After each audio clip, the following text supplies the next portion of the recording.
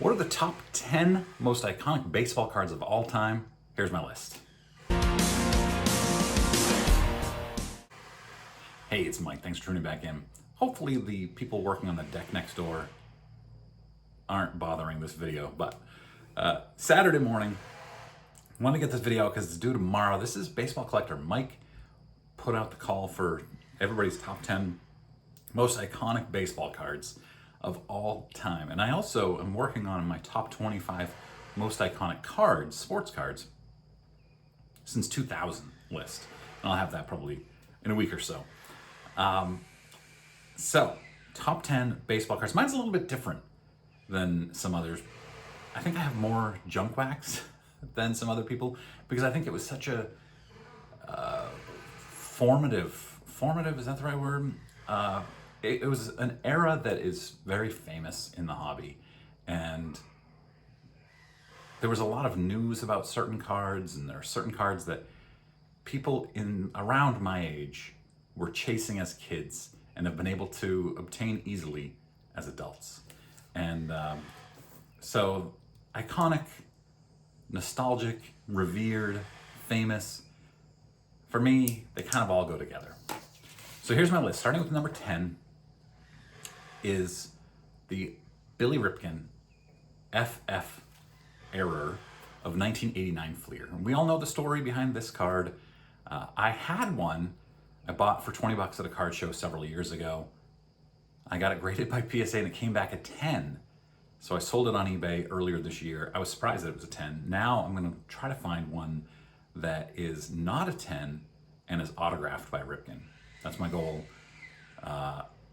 We'll see what happens. So Ripken, everybody of a certain age wants that card, and it's iconic. There are millions of articles about it.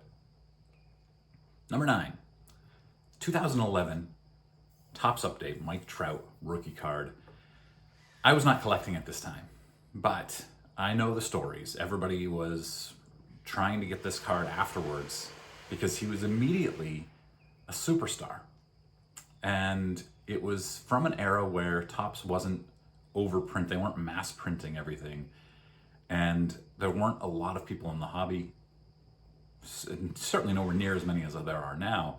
So it's a little bit more, obviously there's plenty of them, but it's not as plentiful as, say, at 1989 Upper Deck Griffey. So that's number 9, is the Trout rookie, not the Trout Bowman pre-rookie, but the Trout Topps Update 2011. Number 8, back to the junk wax era, is the 1990 score Bo Jackson wearing the pads, it's here on the screen. One of the most iconic cards of all time. It's worth very little money, but it was on the cover of Beckett. The same photo was on the cover of Beckett Baseball Card Monthly. It was on the cover of various magazines. It's an iconic photo. Bo will not sign anything that has this photo on it due to rights issues. It's a massive card. That's my number 8. Number 7, sticking with this era, 1986 Donruss Jose Canseco. And I would be bringing these cards out if I didn't have everything packed away right now as I'm moving things around.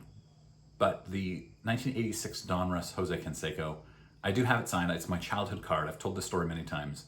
As a kid, I was obsessed with baseball and obsessed with baseball cards. And my parents, who didn't have much money, bought me this card in a screw-down case for Christmas one year.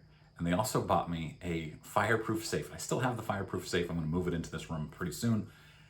And they told me to keep it in this fireproof safe because it was going to be worth so much money someday.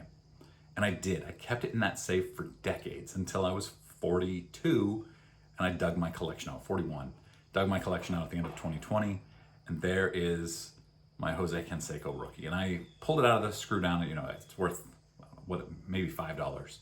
I mailed it off to Jose, he signed it, and now I don't think I've gotten it graded yet. I'll probably preserve it with some sort of, probably a CGC holder at some point in the near future. It's one of my all-time favorite cards. It's probably, Mike also asked what card, or I don't think Mike asked, he was doing a VR for somebody. What card would you never sell? And it's probably that one. Not that it's probably worth $15, $20 autographed, but I would never sell it. It's probably the most meaningful card in my collection to me. It kind of bridges my childhood collection and my adult collection. Yeah, it's pretty meaningful. All right, number 6 is, now we're getting into some good vintage. The full body Ruth. And Ruth is always full bodied. But the number 144, 1933 Gaudy Babe Ruth card. Just a fully iconic card of the greatest, most dominant baseball player of all time, by most counts. Just a great card. I will probably never have one of these. It has, at this point, assuming that things stay where they are or keep going up, it has gone above the threshold of a card I would ever buy, in all likelihood. We'll see. Number 5, the Red Cobb. Greg of Midlife Cards just bought one.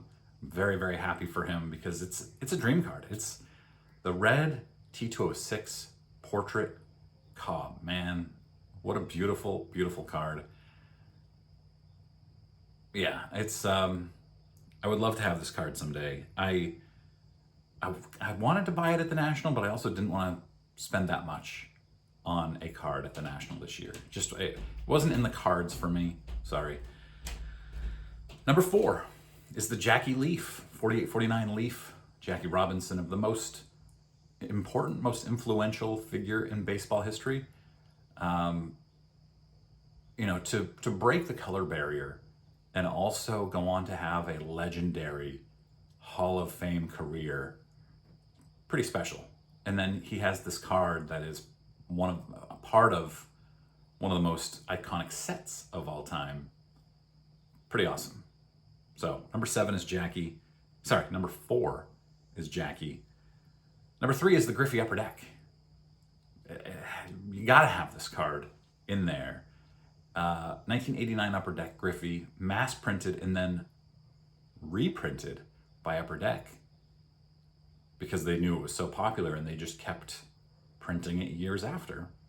So there are hundreds of thousands of these that have already been graded just by PSA, if I remember correctly. And then the other companies too. There are a lot of them out there. I do have a PSA 8 card 10 autograph that I picked up at the National. This one I just talked about on a Clearing the Bases episode a couple weeks ago. It has doubled in value in the 2 years since I bought it at the National. It's crazy. It's this market right now for iconic cards is pretty bonkers. Number 2, the T206 Hannes Wagner. Out of my price range, out of your price range, in all likelihood. It's a card that there are very few of them, and very few ever come up for auction. One a year come up for auction, and they sell for millions. Even the restored one, if I remember correctly, this is a couple months ago, so bear with me, but I think even the restored one had a reserve on it, and it sold for like $2.1 million, which didn't reach the reserve. That's ringing around in my head. That's how I recall. It's a big card, and it's one that you grew up hearing about and seeing on the news and selling for so much money. Number 1's the most obvious one. It's 1952 Topps Mickey Mantle. It's not his rookie. It's his first Topps card. 52 Topps Mantle was one when I was a kid, and I've told this story many times. I was a rabid reader of Beckett Baseball Card Monthly. And every month, the first thing I did was I looked up my Jose Canseco, 1986 Donruss, and then I flipped the pages to the 52 Topps Mantle to see what that card was worth. First thing every single month. And I knew I would never have a 52 Topps Mantle. Oh, well, I dreamed of having one. Now I know I'll probably never have one. But, man, that card, even in very poor condition goes for $15,000, $20,000. One sold, I'm trying to remember what the condition was. It was insanely bad. It still sold for like $7,000 earlier this year, maybe. Almost unrecognizable. Just one of the most iconic pictures, iconic cards of the most iconic players of all time. Honorable mention, I have a couple here. One of them is the 1954 Topps Hank Aaron. Couldn't get it in. I don't think it's as iconic as some other people do, but I'm not arguing. If your iconic list is your iconic list, we have some differences, and that's the beauty of the hobby. We can disagree. It's a card I love. I want one. It's very high on my list of cards to get. The 54 Topps Hank Aaron. Another one is the 85 McGuire. One of those cards that people chased a lot in 1985, 86, and people still chase it. I have one I want. It's a card you have to have as a collector if you like iconic cards. But I couldn't get it in. There are a lot that I couldn't get in, but those are the ones I narrowed it down to those 12. And so that's my list. Let me know what I got wrong in comments. I know you won't be shy. And I appreciate you guys watching. Have a great weekend.